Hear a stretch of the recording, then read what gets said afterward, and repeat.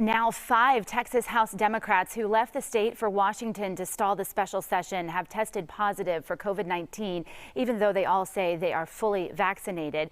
It was last week when the group left Austin for the nation's capital in an effort to prevent voting bills from passing. Those bills they consider voter suppression.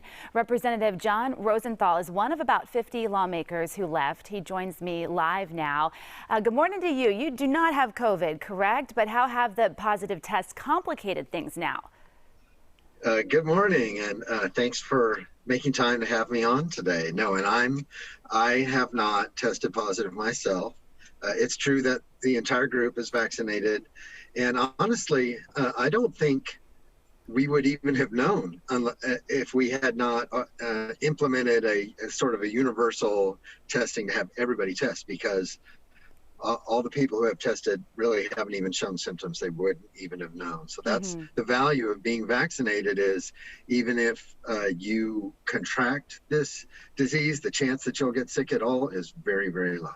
Well, let's talk about what you're doing there now. You have been threatened with arrest upon your return. The governor says he will keep calling special session after special session. How long do you plan to stay out of Texas? Well, it's a good question. I appreciate you asking. A lot of people ask this question.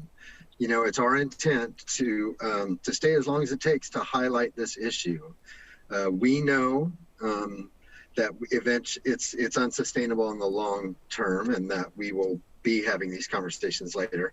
We just want to highlight this issue, urge the Congress to implement nationwide voter protections. So just basic guardrails to protect our freedom to vote.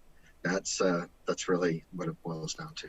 And Representative, is any of the trip being funded by taxpayers? I mean, where is the money for your hotel every night coming from? So zero taxpayer funding. None of this is funded by the government or the taxpayers, unless you want to count the people who have made personal donations specifically for this.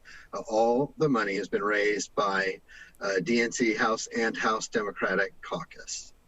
I want to read you one line from an editorial in the Dallas Morning News today, and it said that these Democrats are hitting the road on what amounts to a political fundraising campaign, and they called it an abandonment of your duty as a lawmaker. How do you respond to critics who say that you have abandoned the people that you were elected to serve?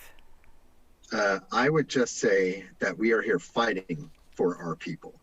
And the overwhelming feedback that I'm getting is folks are thankful that we're standing up for their rights. And that's what we're doing. We're standing up for your right to vote.